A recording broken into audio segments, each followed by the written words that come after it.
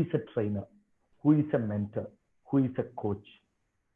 I will be sharing a couple of things, and I respect the training community, the mentoring community, coaching community very much, more so, though I'm not fully into that activities, into that space.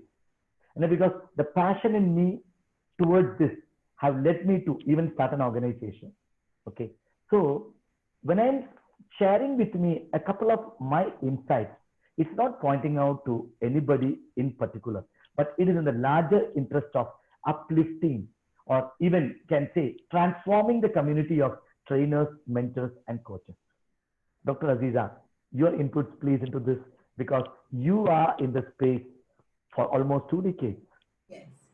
So thank you, Ayyappa. So for me, it is what we are sharing and putting together is the experience of what we have gone through ourselves. For me, it was like, if only I had been told all these things before, all this support that I wanted about increasing the financial value. How do I do that? How do I get into a trusted network, or be a part of a community? How can I really get clarity in my business model? How can someone guide me? That's always been running in my mind. You know, there's been days and months I prayed that somebody would show up to support and structure my business forward, especially being in the training and coaching, and you know, you're living like a business dream.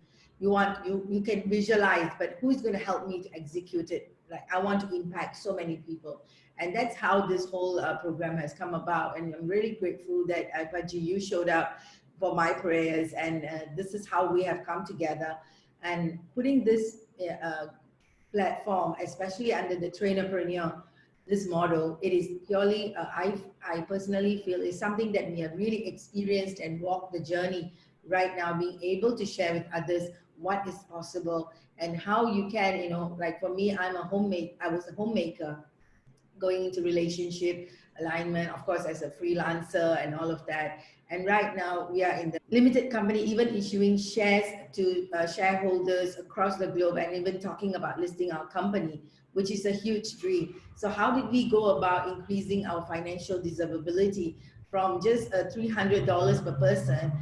We started charging like $50,000 per person. So how did that happen?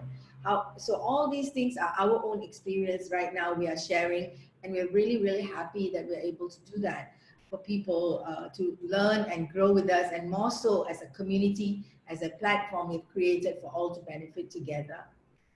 Can I just add one more thing? So then very well, this partnership, a trainer becoming an entrepreneur, you played a role as a trainer because you are really embedded into this, involved into this, your life, you breathe, you sleep, you live with the profession. And at the same time, the business, the entrepreneur part from my end. So I think that is where a trainer as an entrepreneur, this partnership has blossomed. Because many people are out there doing train the trainer programs, and this is not a train the trainer program. We are more interested in the business development of trainers, coaches, and mentors, and industry leaders who have been in the market for so long. So we are pioneering the industry. I cannot say enough about the exposure we have had as a founding team, like myself. In early 2000s is when transformation industry, you may want to write down what we are sharing today.